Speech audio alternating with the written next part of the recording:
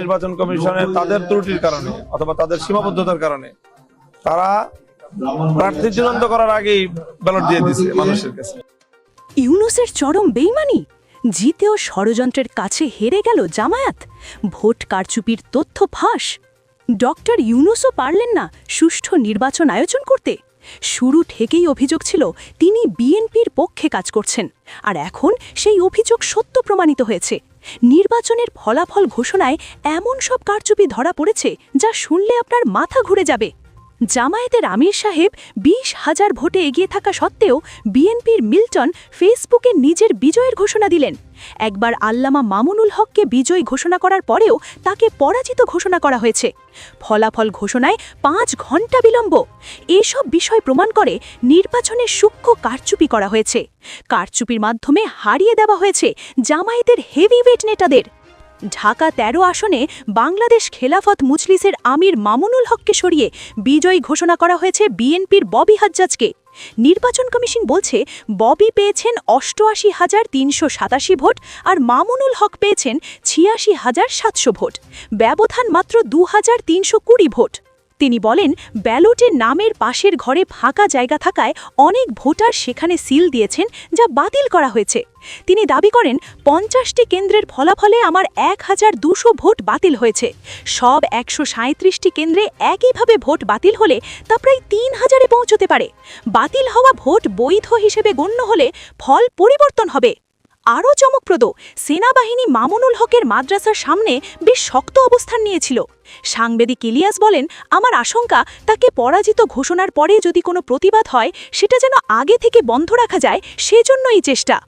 জুলাইয়ের যোদ্ধা নাসিরউদ্দিন পাটোয়ারিকেও হারিয়ে দেওয়া হয়েছে। ঢাকা 8 আসনে বিএনপির মির্জা আব্বাস উদ্দিন আহমেদ বিজয়ী হয়েছেন। অভিযোগ রয়েছে মির্জা আব্বাসের স্ত্রী সরাসরি ভোট গণনার সময় কেন্দ্রে থেকে কাউন্টিং টেম্পারিং করেছেন।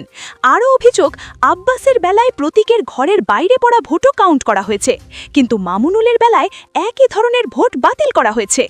খুলনা 5 আসনে জামায়াতের সেক্রেটারি জেনারেল মিয়া গোলাম পরোয়ারকেও হারিয়ে দেওয়া হয়েছে। ধানের প্রতীকে মোহাম্মদ আলী আসগার পেয়েছেন 1,47,658 ভোট। অন্যদিকে দাড়িপাল্লা প্রতীকে মিয়া গোলাম পরোয়ার পেয়েছেন 1,44,956 ভোট, ব্যবধান মাত্র 2,702 ভোট। তিনি বলেন, জনমনে এবং সোশ্যাল মিডিয়ায় ইলেকশন ইঞ্জিনিয়ারিংয়ের একটি আশঙ্কা শোনা যাচ্ছে। প্রশাসনের উচিত এর সত্যতা যাচাই করে ব্যবস্থা নেওয়া। পঞ্চগড় 1 আসনে এনসিপির উত্তরাঞ্চলের মুখ্য সংগঠক সার্জি সালমকেও হারিয়ে দেওয়া হয়েছে। ফেসবুকে ছড়িয়ে পড়া স্ট্যাটাস বলছে 50টিরও বেশি কেন্দ্রে কারচুপি করেও জিততে পারেনি বিএনপি, তবে ইলেকশন ইঞ্জিনিয়ারিং করে ফলাফল ডাকাতি করেছে। জামায়াত ইসলামীর আমির শফিকুর রহমান ফলাফল ঘোষণায় বিলম্ব নিয়ে প্রশ্ন তুলেছেন। তিনি বলেন, বেশ কিছু আসনে আমরা এগিয়ে আছি, গণনাও সম্পূর্ণ, কিন্তু রিটার্নিং অফিসার ঘোষণা দিচ্ছেন না, ঝুলিয়ে রেখেছেন। আমরা বুঝতে পারছি না এটা কেন।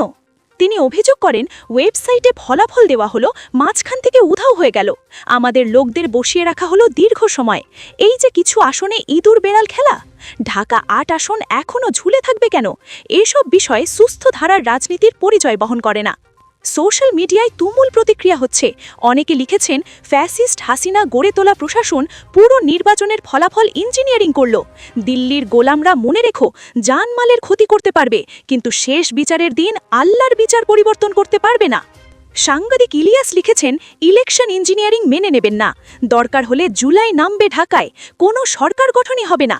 জাফর আহমেদ লিখেছেন, বিএনপি কারচুপি করেছে সেটা নিয়ে কথা নেই, কিন্তু শাইখুল হাদিস মামুনুল হকের আসনটায় কারচুপি করাটা আমাদের হৃদয় ভেঙে গেছে। ডক্টর ইউনূস, যিনি সুষ্ঠু নির্বাচনের গ্যারান্টি দিয়েছিলেন, তিনি শেষ পর্যন্ত বিএনপির হাতের পুতুল হয়ে গেলেন। জিতেও হারিয়ে দেওয়া হলো জামায়াতের হেভিওয়েট প্রার্থীদের।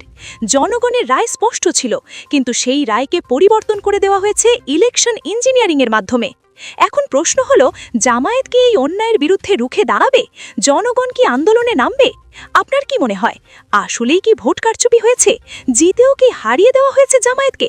কমেন্ট বক্সে ইয়েস বা নো লিখে জানিয়ে দিন আপনার মতামত। ভিডিও ভালো লাগলে লাইক দিন এবং চ্যানেলটি সাবস্ক্রাইব করুন। ধন্যবাদ।